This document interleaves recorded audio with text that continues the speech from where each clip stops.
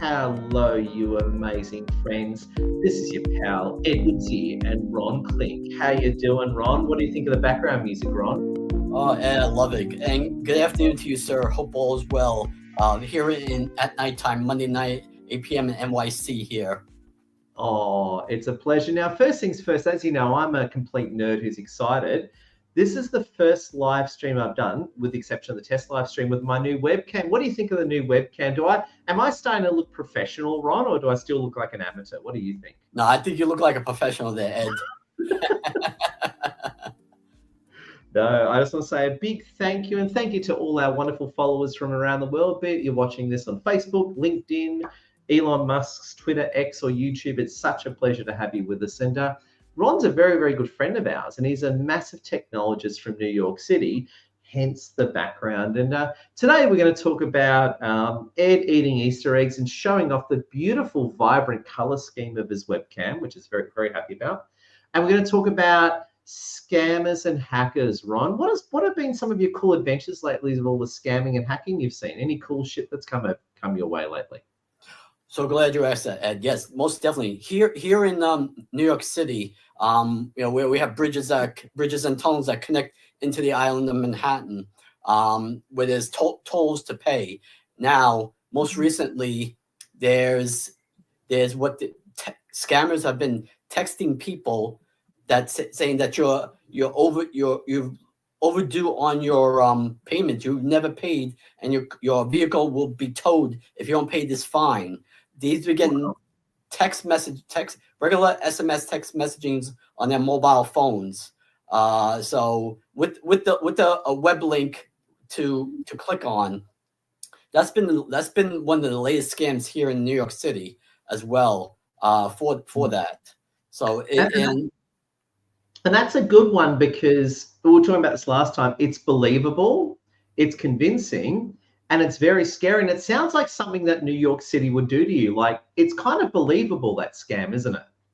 It is. And on the local news here in New York City, they showed both what the scam SMS text message looks like compared to the real one. But again, not many people want to know what's going on in the world, or they don't know. They won't have no outside connections to the TV, or maybe just on their mobile phones, So, but very little, and they won't know the latest scams and everything, so they may not read about it. So, for when it happens to someone, it will be devastating when they first do, because they'll lose a lot of money. Yeah, and you told me this last time, and even though I'm a pretty savvy guy, that's why you're a technologist and I'm not. I was very shocked and impressed with what you told me last time. I didn't know this. So going back to credit cards, right? And this is very relevant. Yes. So if someone debits you from your credit card, you can challenge that with a bank. And let's say someone fake charges your credit card, the bank will guarantee it. Yeah, that's pretty common, right? Correct. But if you willingly give the money, even though it's a scam, the bank has nothing to do with it. Tell us a bit more about that, because I wasn't aware of that, and I've told a few people, and they were very scared too. Tell us more about that. Sure, I'd be happy to. So, a friend of mine, got what you were just describing, got scammed out of a lot of money. They were on business trip here in the U.S. They were in the state of Texas.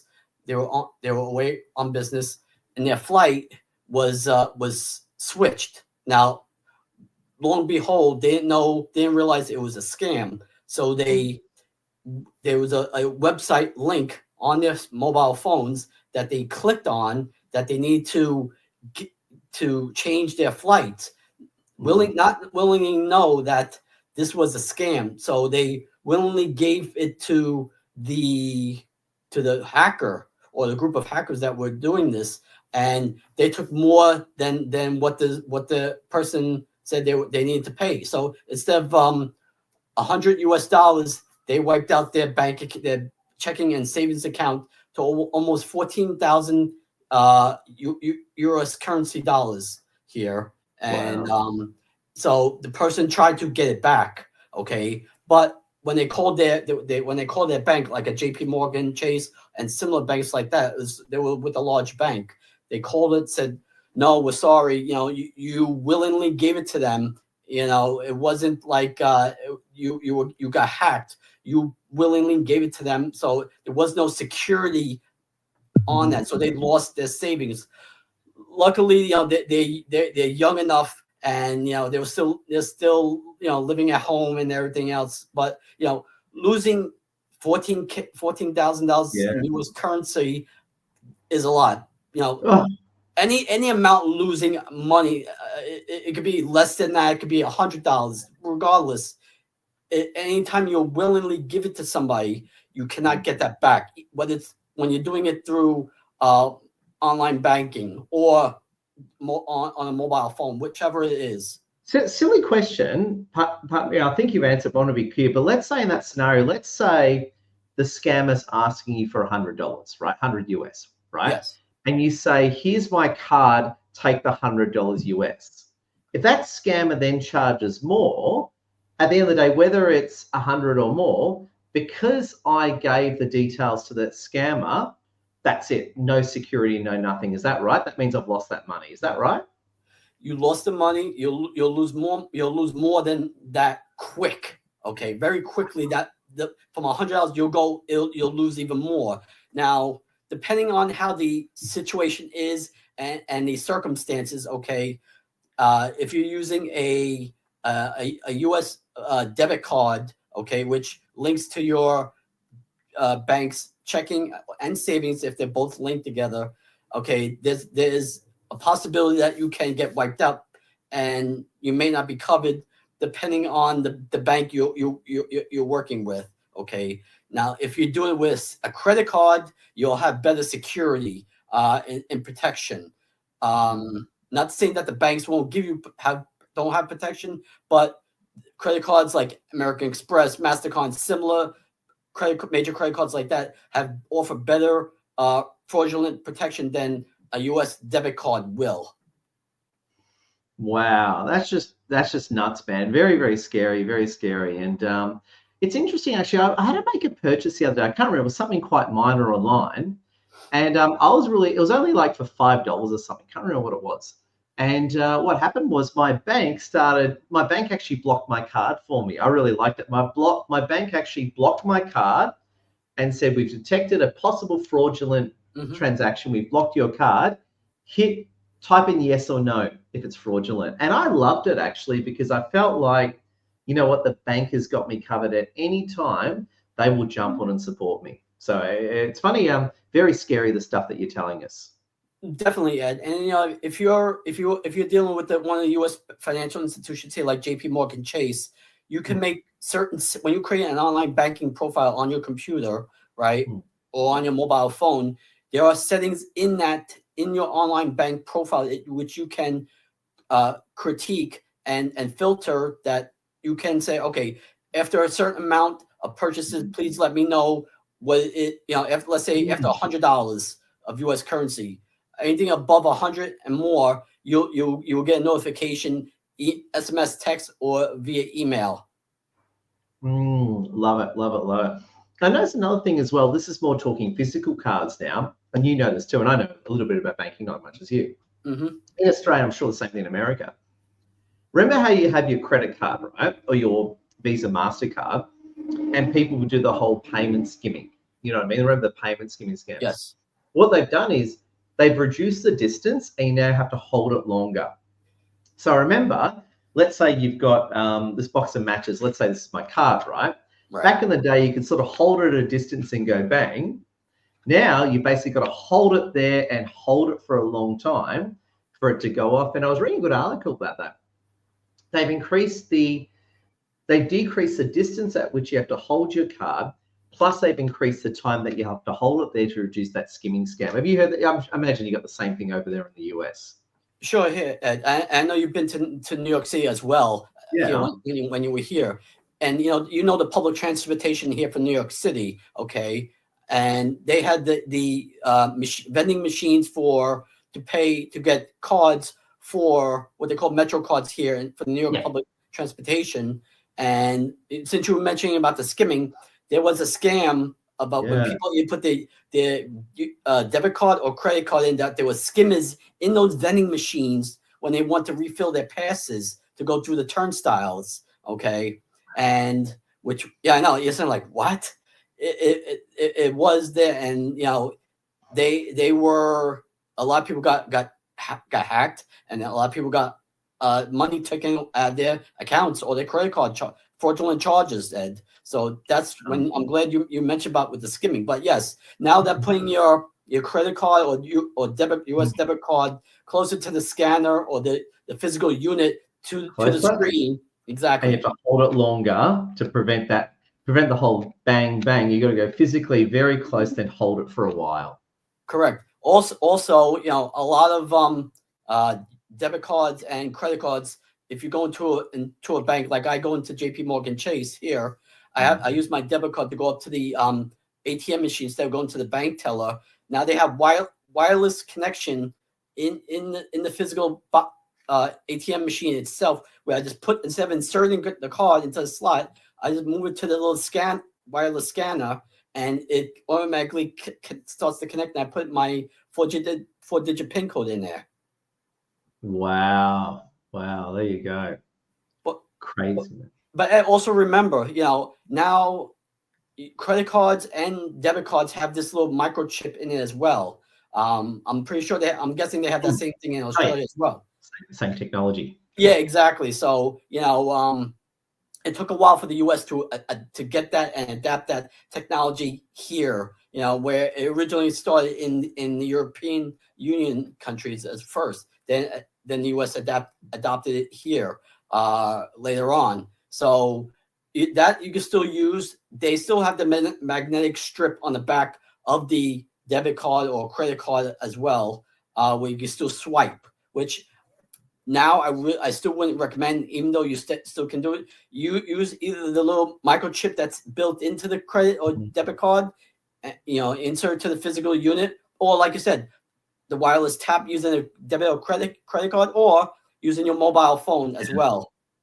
Yeah, well said. And I just want to check in with our big fans. Thank you for watching. Got Isabel Franklin. Isabel Franklin, great seeing you, my friend. Isabel Franklin was on when I was testing my cam before, actually, my first live stream before I jump on with yourself, my live stream test. Isabel, great seeing you. Just come in, smash that like, share, and comment. Connect with Ron Klink and myself on legendary LinkedIn. It's just amazing. And we're actually, if you just tuned in as well, we're doing a whole session on Ed's new webcam plus stopping hackers and scammers of Ron Klink and Ed. And Ron Klink's a great friend of ours, based in New York City, master technologist of hundreds of clients all over town. Just incredible. And yeah, it's fascinating. I think we're seeing a lot of fraud and a lot of stuff really taking off. And I think it's only going to go forward from here. But one thing I do like is I love how the banks have really stepped in to make it harder to commit fraud and that sort of thing. But it brings me to another issue, and I'm sure you've got no answer for this because you don't. But sometimes you're trying to do something properly, and your purchases get blocked. Like we use, for example, Teachable as one of our billing platforms. Mm-hmm. I've had clients in Australia try to sign up to us via Teachable with 4 different cards, and it just assumes that they're fraud, right? For no reason. And I suppose that's just an unavoidable consequence, isn't it? If you're trying to put in all this anti-fraud protection, at times you're going to block the real honest people. What's your take on that one, Ron? Oh, definitely, Ed.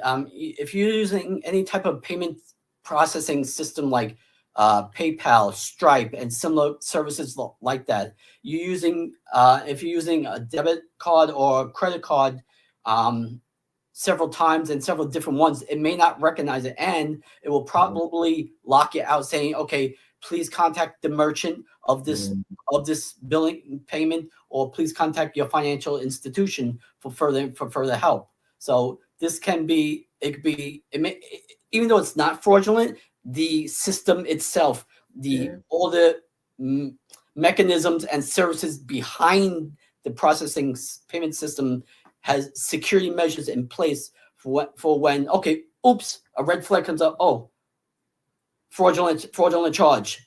Yeah. So this happens a lot. And then you got to contact the merchant. It could be a pain in the neck to go through sometimes, but if it happens the first time, okay, try it again. Maybe you put in the wrong credit account number. Maybe the expiration date is wrong, or the security code may be a digit off, or whatever. So try it again before doing it multiple times, and then things will be really in a bind then. Yeah. And I just want to react as well. A great friend, Isabel Franklin's with us, made a great point. And I love this point. We spoke about this last time. We should dive into it. Scammers aren't always the people you don't know. It's the people you know. We spoke about that last time. We actually spoke a little bit about inside jobs done at big companies. And I think it was interesting that, and my understanding was the Sony hack that was on some years ago, that was an inside job too. And isn't that interesting? A lot of the big hacks you see in the companies, a lot of them are inside jobs, be it they're using a local terminal, you got an IT manager. Tell us more about the inside jobs and some of the crazy stuff you see out there, Ron. Sure, Ed. I mean, like you mentioned, with this, Sony was the big first corporation to ever be hacked, followed by Yahoo and similar tech companies like that, and media companies like Sony as well. Inside jobs, someone's paying a person who works at a particular company, a large corporation like Sony or Yahoo, to open their company's firewall ports, okay, to let a malware or ransomware virus to come in purposely to infect their computer network systems of the company, to, in other words, take hostage of the company's information, locking out the terminals and everything, holding the company hostage. Is a major crime, anywhere in the world here as well, not just here in the US, but anywhere in the world today, for any type of major corporation, whether it be a small, medium-sized business or enterprise level companies. So, but yes, inside jobs is where someone will pay somebody to open up the company's firewall ports to make sure that a ransomware or antivirus or phishing email gets through to freeze or take hostage of their systems within the company. And it does happen a lot. Haven't heard too much about it recently, but you've heard, this company got ransomware attack. This one was a phishing email. So you haven't heard so much of an inside job in a while. I think a lot of companies are getting quite clued onto that, and just amazing. I gotta say, I love where this is all going, Ron. Now, I want to ask you a different question. We've spoken about stopping hackers and scammers and about Ed's new webcam, which I'm very excited about. What I want to ask you about, Ron, is I want to ask you a different question. I want to ask you about what are some of the upcoming tech trends that you're seeing? What are some of the tech trends you're seeing with hardware, software, Microsoft? What are some of the things that you may know that we may not know about that we'd love to hear? Well, speaking about Microsoft, Ed, both you and I love Microsoft, and we love LinkedIn. Both Microsoft partners we are. You definitely, and I'm definitely a Microsoft partner as well for my business also. But thank you very much for asking about the latest trends. With a lot of what's going on now with artificial intelligence, and speaking, since you brought up with Microsoft, Microsoft artificial intelligence, especially right now in the healthcare system here in the US, okay, is gaining more ground and making it better for diagnosing different types of illnesses. It's working with a lot of the hospitals tests, such as from MRIs, CAT scans, and similar. So it's diagnosing a better outcome for it, whether it be for an illness or if they've broken a hip or something like that. So any type of bones or any type of something wrong with the internal organs of the human body, it's able to detect more accurately now than when artificial intelligence was first introduced over 2 years ago. It's adapted so much so well today, especially in the healthcare area, Ed. It's been a tremendous breakthrough. This helps also in fighting certain diseases, different types of cancer, better treatments for this as well, and other types of illnesses, which, years ago when healthcare was okay, when you got diagnosed with whatever it was, there was limited knowledge in how the person got it. Okay, now with artificial intelligence, it can diagnose it early sometimes, depending on how often you take care of yourself. You're visiting your doctor, or you go to a hospital for checkups, whatever it may be, some type of medical facility. AI is adapting into the healthcare system as here, at least here in the U.S., and as well as also in the other areas of the industry, manufacturing, supply chain, and everything else. So, but yeah, it is becoming a great, good adjective here in a positive way. Yeah. I got a very interesting, just adding to a very funny example in my own case, right?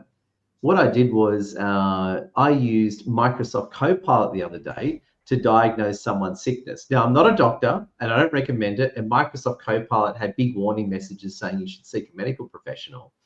But I was using Microsoft Copilot and it was actually more useful than talking to a GP. I really felt that Microsoft Copilot was more objective and gave me better answers than talking to a GP. And I mentioned that to one of my friends and they said, "Oh, you're a bit late to the party. We've been doing that forever." What's your take on this one? Because I think, and again, if you're a GP, I'm very sorry to say this, right? But I think Microsoft Copilot gave a lot of GPs a run for their money. What's your take on that one? I'm not the only guy who uses Copilot for medical advice. What do you think? Well, I haven't used Microsoft Copilot for medical questions yet before, Ed. So it's fun to hear. Nice to hear that you decided to start using it. Said, "Oh, let me take a try. Let's see what happens." Artificial intelligence is still have a ways to go. Okay, it's not 100% in asking certain questions. It's not like the human brain that for us. Okay, we can change our minds. We have different thought processes in us. The AI is still evolving when it first came out over 2 years ago with Microsoft Copilot, ChatGPT, and other similar artificial intelligence services like those I just mentioned. There's still a lot to learn about artificial intelligence, especially in the IT security end. Okay, if you're installing Microsoft Copilot into a business, you need to have the right security measures in place, the correct governance and compliance already implemented for this for when you are going to do this. Because you may or may not have heard this. So when a company first installed Microsoft Copilot or an artificial intelligence into their computer network systems, an employee was able to look up how much each person is making their salaries within the company, and this was unsecured. Okay, wow. And the AI was not secured within the environment of the company's computer network system, so they were able to find out what their colleague was making, how much the vice president was making, how much the executive management people were making, and everything else. This is where artificial intelligence can become bad if it's not properly secured in an business environment.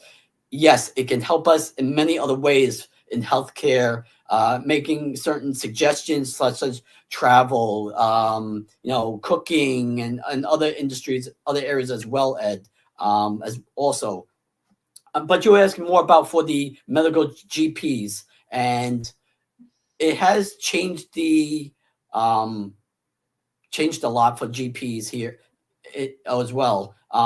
In the US, probably even in Australia, but I think even globally more, where they're creating the artificial intelligence is creating more of a not a chatbot, but more of a virtual reality person that can help a person out if they're not able to get to the doctor.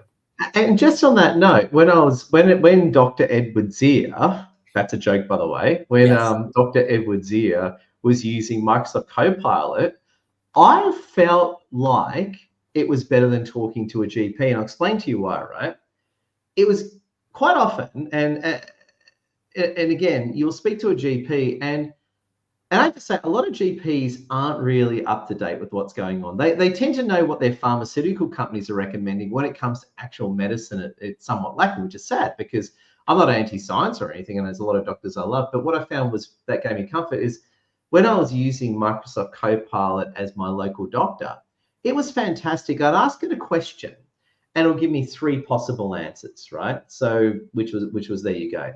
Then I dig into a point and it will give me such beautiful answers. And I think what gave me a lot of confidence is that it didn't just say, Ed, this is what you've got, right? It was a bit of a high blood pressure issue to give you some context, right? I suffered from high blood pressure, which I got really bad, but now it's getting better, right? Genetic thing and had to lose all my weight. Anyway, but what was fascinating is it would give me the answers of why I've got high blood pressure and give suggestions. And when I dig into it, it would give me so much information. And again, I think it's amazing. I think it's fascinating. And the other thing I want to jump in on as well, you just reminded me, I was going to ask you this one. I haven't looked into it yet, so I wanted to hear it straight from Ron Klink's mouth. The quantum computing. So Microsoft had this huge quantum computing AI breakthrough. What's all that about, Ron? What's quantum computing technology? Quantum computing, great question, and is the next chip that from Microsoft and chip makers like Intel that have been around for a long time. Quantum computing chip is one faster processing time. Okay, now it's going to be implemented into new computer systems for U.S. government agencies as well as for other businesses like IBM, for Dell, and so forth. So all the tech companies and computer hardware companies as well. So this is a great thing that Microsoft has accomplished in their competitions with Google, Apple, as well as those companies, because both those 3 tech companies, like I just mentioned, they do collaborate on different projects together, even though they're trying to beat each other, in sales and being number one. But they do collaborate on certain projects together, which go hand in hand each other, just like with IBM and Amazon AWS. So, but this new thing with Microsoft just brings them up top on top of everyone else. Because as me and you love Microsoft, we love LinkedIn. In fact, isn't LinkedIn amazing? Don't you just love LinkedIn? Don't you love LinkedIn, Ron Klink? I certainly love LinkedIn, Ron. I love LinkedIn too. LinkedIn is a powerful tool, Ed, when we properly know how to use it properly. Yeah. That's what I'm saying. So in other words, quantum computing, apparently, I could be wrong, isn't it like 10 times more powerful than the previous fastest chip? Like it's basically like going from like a 386, if people know what I'm talking about. It's like someone said it's like going from a 386 to almost a modern day computer. It's that much of a leap. Is that a fair comment, Ron? That is a fair comment, Ed. Yes, it definitely is. And it's probably like 1,000 times more powerful, actually. If I think they said from a 386 to a modern day computer, that would be like 10,000 times more powerful or something like that, I'd imagine. Exactly. We also with quantum computing, this will be put into the artificial intelligence, in Microsoft services such as Copilot. So it'll improve 10 times faster processing times for CPUs and GPUs as well for that. And just for the audience, CPU is like a computer processor and GPU is for like graphics. Is that right? Correct. Good. Sorry, carry on, just for our audience. That's okay, no problem. So it's the processing unit, the amount of time it takes to do for developers, for coders. This is going to push Microsoft to the top, ahead of Apple and ahead of Google for this. Plus Microsoft has their own computer hardware, as you know. It's like Dell and HP have their own, but Microsoft, as we both love it, and LinkedIn, they have their own hardware, which is great as well. But this is going to put Microsoft up above. Dumb question, right? I'm really a bit confused about something. So Microsoft, who is great, got the quantum technology breakthrough. Mm-hmm. Is that with Intel or is that them making their own processors? Because I thought Intel made all the is that like a collaboration or something? What's going on there? Intel as for years, as when Microsoft first came out, Intel was their own processing chip that they used, and it's been for over 40 years. I believe, but don't I believe it is still in the Microsoft quantum chip now, but Microsoft may have come out with their own processor chip as well. So definitely, but wouldn't be surprised if Intel was part of this collaboration with their quantum computing chip that Microsoft just recently released. Wow, there you go. And just rolling back, 386. I don't know why. I used to have a 386 back in the day, and I dreamt about it the other day. I had many great experiences on my 386 playing Wing Commander back in the day. Ron, tell everyone, for the younger people that watch us, and thank you, tell everyone what a 386 is. What the hell am I talking about when I say 386, Ron? Showing my age now. Well, I remember when 386 came out, then 486 and higher. Yes, I know. When computer hardware, the physical box was like a cake box. This was. Yes, this big, like this long as well. Hang on. I got a box of tissues here. It was literally probably like 3 boxes of tissues. That would be the size of it, wouldn't it? Roughly something like that, right? Probably about 4 boxes of tissues. Yeah, probably 4 boxes of tissues, about that big. There you go. There we go. Back then, that was the latest technology where it wasn't like it's today. It wasn't as today's technologies. A lot of it's integrated into the motherboard, the graphics, the memory. Part of it are integrated into the motherboard. Where back then you had memory chips. You had to put graphic cards in the slots for that to take that up, and even the graphics card had their own memories as well, depending on what they were being used for. Also, Ed, for that. Yeah. And what's funny, and this is an interesting point. This is not even the latest. This is my S24, right? Not even the latest phone. Great photo of Lassie there, right? This phone would be more powerful than a desktop computer probably from 10 years ago. Is that a fair comment? Just this phone I'm holding here. That is a fair comment, Ed. Yes, from computer or a desktop computer or laptop 10 years ago, Ed, compared to your Galaxy S24 Ultra, there is 10 times as powerful today than it would be out those other computers 10 years ago, Ed. Yeah. Just on that note, actually, talking AI, right? Now we're talking on AI. I probably should rename this live stream, so we've gone fair on that. So Elon Musk's Grok 3. So you've got Grok, right? You've got Elon Musk's Grok, which is his AI as part of X, right? He just recently launched Grok 3 in the beta form. Have you used it yet personally? Grok 3 is amazing.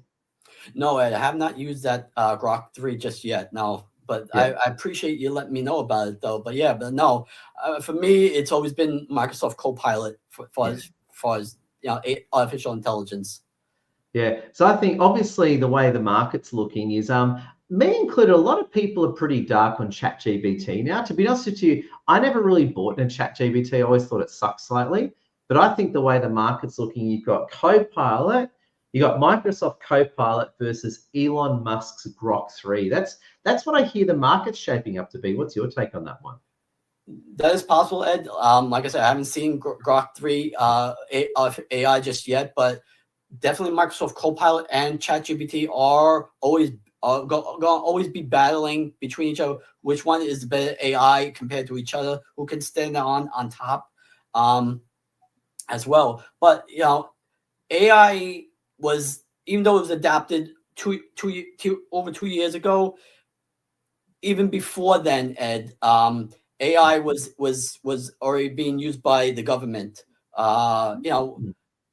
Watching certain TV shows here in the U.S., you see how it was adopted in the technology. But now it's been really mainstream here now. Now the consumer uses it almost every day for different questions. How do I do this? Or what's your thought on this? Dr. Edward's ear uses it as well. Dr. Edward's ear. There we go. Oh, incredible. Ron, I'm going to say I love where you're going and checking with our big fans watching. Thank you. Smash that like, share, and comment. Ron, I'm going to say it's such an honor having you with us. And as we wrap up the live stream, love to hear some closing thoughts from you. Give us some closing thoughts and tell us where you think everything's going from here. Amazing, Ron. Thank you very much. It has been a pleasure speaking with you today about this. My closing comments on from our session, Ed, is make sure that you're diligent as possible with scammers, and whether it be through text message, SMS text messaging, through any type of chatting services you do, either on your computer or on your mobile phones, whichever it may be. Be aware. Make sure it's real before you click on that link that's either email or text messaging. So please be aware of that, because you may be scammed, you may lose your money, your life savings from that as well. So for that, basic things, sometimes it may happen, sometimes it may not. But anyway, where I see things going is artificial intelligence is going to be adopting even faster through different technologies, working with Microsoft, working with Google, and other collaboration tools, AI tools out there with different companies as well. So make sure that your company's computer network system is ready for it, that you're compliant in it, and that the IT security is diligent. If you need help in that any other way, use your internal IT staff. If not, please reach out to me, Ron Klink, here on LinkedIn. I'd be happy to assist you, give you free advice, free tips, anything that needs to help you out. No charge at all. Please reach out to me on LinkedIn. Oh, it's a pleasure. And I'm going to say it's such an amazing pleasure to have you with us. And I'm loving the new StreamYard. I'm putting in our beautiful background tunes. What do you think, Ron? Do you think, are we turning into a serious podcast now? What's your take, big man? I think so too. I love the new StreamYard music background. I love it so much. There we go. But Ron, I just want to say a big thank you, and to our great fans from around the world, thank you for tuning in. Connect with Ron. Ron's an amazing technologist based in New York City, looking after clients worldwide, a top Microsoft partner. Ron, thank you so much. I know you're a busy man. And in fact, it's probably time for your bed now, aren't you? You're going to have a glass of milk and some cookies before you retire for the evening. Is that right, Ron? Well, not yet. My good friend. But here right now it's 8:37 p.m. on the East Coast now. So this coming weekend we're going to be changing our clocks ahead. Ooh. So yes, for daylight savings times here in the United States. But yes, it's been a pleasure speaking with you. Pleasure with speaking with people worldwide and all our followers, Ed. Thank you very much for having me, as always. Oh, anytime. And friends, keep staying awesome and keep winning big, and love your work, everyone. Take care. Bye-bye, friends. Keep winning.